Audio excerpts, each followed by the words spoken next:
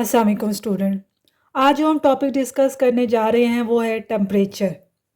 Temperature का concept क्या है, हम जनरल इस टेम्परेचर के बारे में क्या सोचते हैं।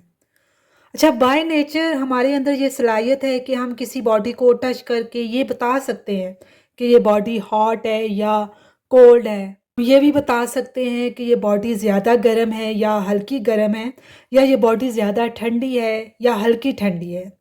लेकिन बॉडी को टच करके हम ये नहीं बता सकते कि कितने डिग्री हॉट है या कितने डिग्री कोल्ड है। हम इसको सेंस तो कर सकते हैं लेकिन एग्जैक्ट वैल्यू नहीं बता सकते।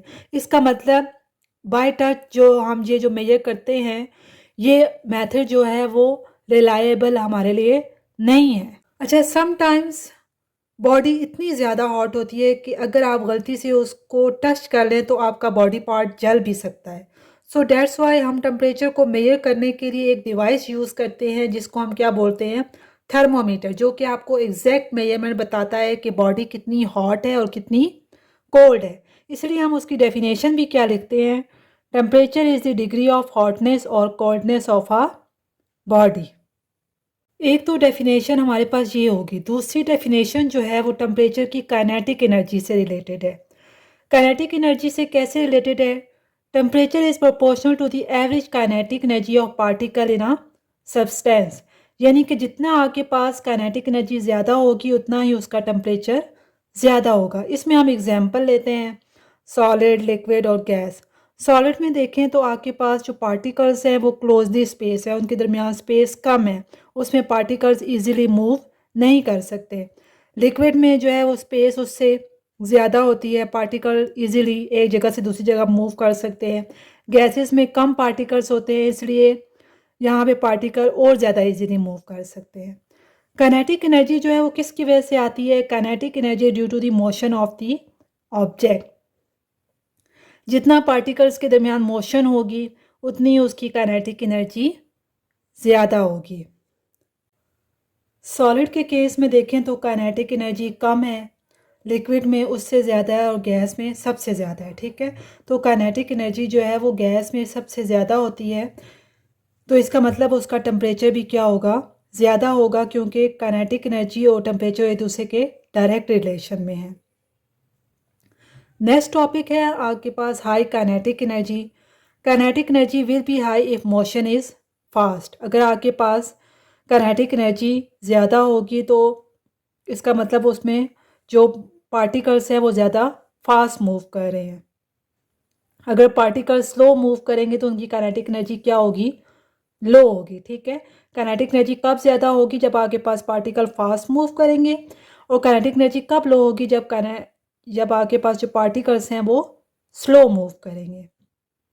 तो हम कहते हैं काइनेटिक एनर्जी जो है वो किस पे डिपेंड कर रही है, स्पीड ऑफ द ऑब्जेक्ट पे। ठीक है, कि जितनी आपके पास ऑब्जेक्ट की स्पीड ज़्यादा होगी उतनी ही उसकी काइनेटिक एनर्जी ज़्यादा होगी। जो हमने डिस्कस किया था कि गैस में स्पीड जो है वो पार्टिकल्स की ज़्यादा है, लिक्विड में उससे कम है, सॉलिड में उससे कम है।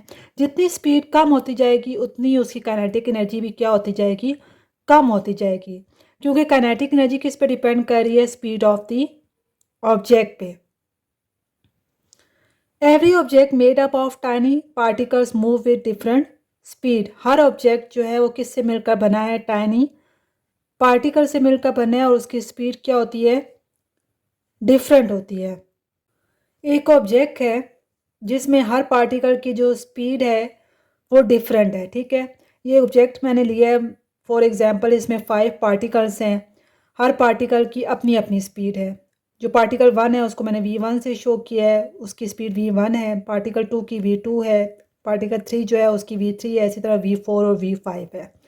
कहता है कि अगर हमने जो है वो इसकी काइनेटिक एनर्जी फाइंड करनी हो तो हम क्या करेंगे, इन सारी एनर्जीज़ का एवरेज निकाल लेंगे। ठीक है, तो उसको हम क्या बोलेंगे, एवरेज काइनेटिक एनर्जी।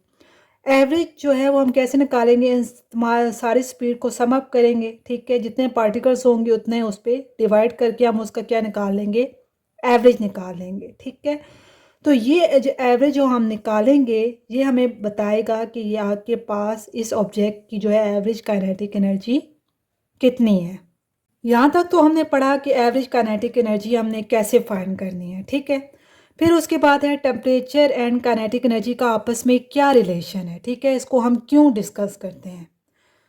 कहते हैं कि हाई टेम्परेचर जो है वो किसी ऑब्जेक्ट का कब होगा, जब उसके अंदर जो पार्टिकल्स है उसकी जो एवरेज काइनेटिक एनर्जी है वो ज़्यादा होगी, ठीक है।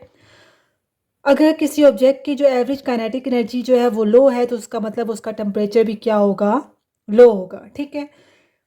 अगर हम एग्जांपल लें कि हमने एक ऑब्जेक्ट को हीट दी, ठीक है। जब हम किसी ऑब्जेक्ट को हीट देते हैं तो उसके अंदर जो मौजूद पार्टिकल्स हैं वो ज़्यादा फास्ट मूव करना शुरू कर देते हैं। जितने ज़्यादा वो फास्ट मूव करते हैं उतनी उसकी काइनेटिक एनर्जी भी क्या होती जाती है, इंक्रीज़ होती जाती है, ठीक है।